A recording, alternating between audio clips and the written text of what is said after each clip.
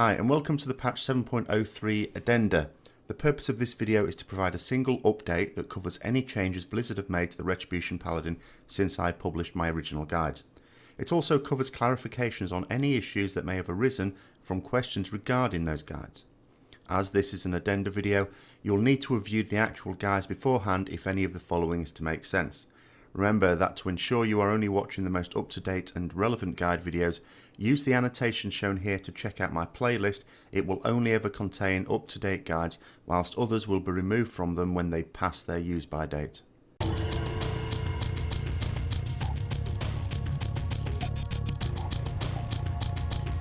Okay, so Judgment has changed a couple of times. In the original Part 1 guide, I said that it only did its damage to your primary target and only applied the debuff to the primary target. Since then, in Part 2, it changed so that it also cleaves onto a second target, and that includes the debuff, and this was reflected in my Part 2 guide. Since then, it has been changed, yes and no. The tooltip suggests that it now cleaves to an additional 2 mobs. That means that it should be doing damage to not only your primary target but 2 other mobs as long as they're within 8 yards, as well as spreading the Judgment debuff to 2 additional targets. However, at the moment it's bugged and it is still only cleaving to 1 additional target.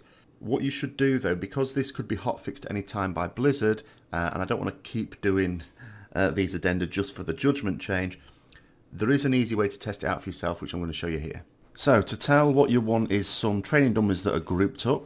Go for the one in the middle and see if it changed to both of the ones either side. We can see here it's not. It's on the main target, and this one it's not chained to that one, even though there's nothing wrong with the distance there. But try that out. If you get to a point where it is training to all 3, then it is working as stated in the tooltip. Okay, another baseline ability that has changed is Retribution. This is the passive effect. So originally what this did is when a party member or raid member died within 40 yards, you got a 50% damage buff for 10 seconds. This has now been changed. You now get a 20% damage buff for 20 seconds, plus you get a 30% damage reduction for the same period. This change is actually quite handy because what it means is in a situation where there's a lot of raid damage going out and maybe it kills someone, as long as you survive a little bit longer than them, you have got now a very, very healthy damage reduction buff, which might actually save you.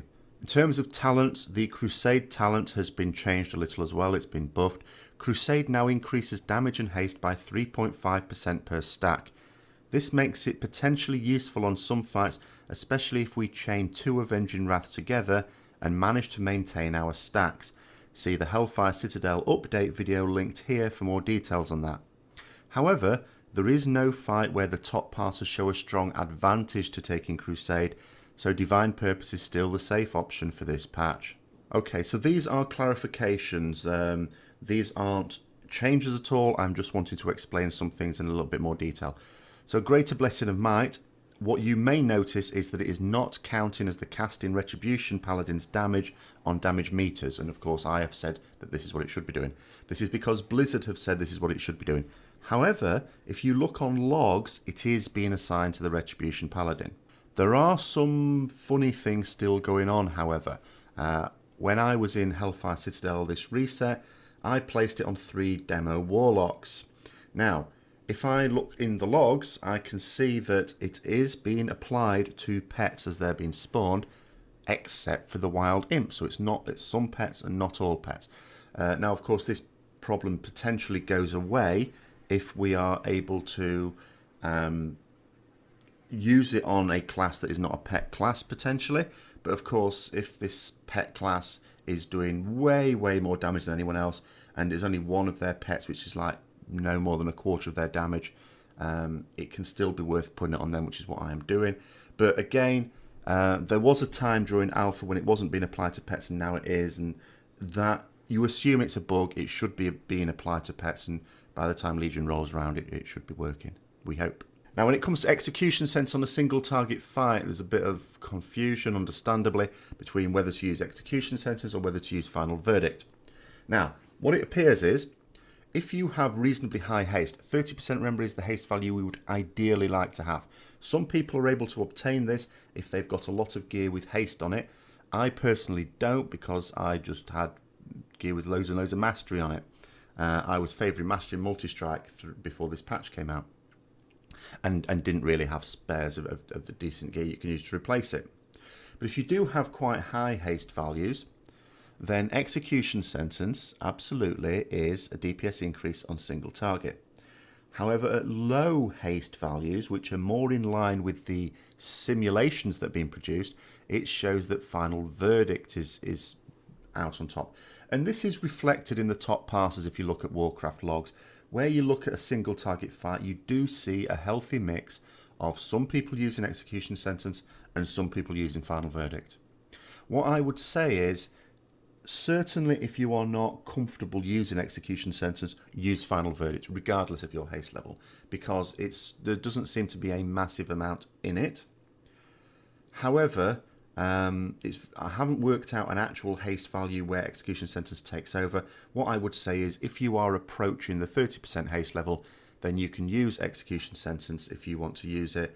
If it's below 20% haste, I would use final verdict, and if it's somewhere in between, whatever you feel comfortable with, because it's not going to make a huge amount of difference either way.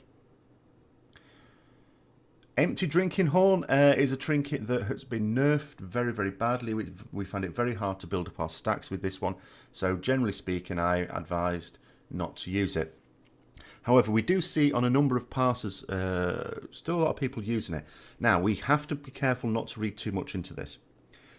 It could mean that it's not as bad as feared, and of course I'd already mentioned in the videos, the guide videos, that if you have Divine Hammers in an AoE situation, we can still build up a decent number of stacks, so it could still be useful in that situation.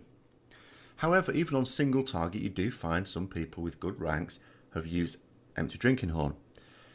It doesn't mean to say that after all it's a good trinket. It could just be that that's all they had, that they didn't have lots of a choice of trinkets and they've gone for that. Remember, trinkets are not the be-all and end-all. I did note in my Hellfire Citadel update video that there was one guy with a good rank who was using a trinket that was doing literally nothing. It was like an empty trinket slot. In fact, it literally was. So you've got to remember the two main things when it comes to ranks and getting high damage values. What's always the case is low kill times. The faster you're killing stuff, the more Avenging Wraths you can sort of stack together, and the higher your DPS is going to be. Another thing which is quite new now is if people are dying, and some people are dying, even groups that would ordinarily blast through bosses, we're still getting the odd person dying. Of course, everyone's getting used to their new abilities. That means we're proccing Retribution, which is giving us that 20% damage boost for 20 seconds. And if that happens to occur during an Avenging Wrath or another period of high damage uptime, that's going to help us out. That's helping our damage numbers out. Of course, it's something you've got no control over, but bear that in mind. So just because someone is using a trinket on a particular boss and they're getting a high rank doesn't mean to say that trinket is a good one to use on that boss. It just may be that they don't have much choice at the moment. So I hope that was useful. If people do have further questions or clarifications that they require, put them in the comments below or email them to me. If Blizzard change anything else, I will of course do another addendum video. I'll remove this from the playlist and put the new one in, blah, blah, blah, blah. But if you have enjoyed it, if you thought it's useful, then don't forget to like, comment, subscribe, and to share with other people who might also be interested. And until next time, I'll see you later.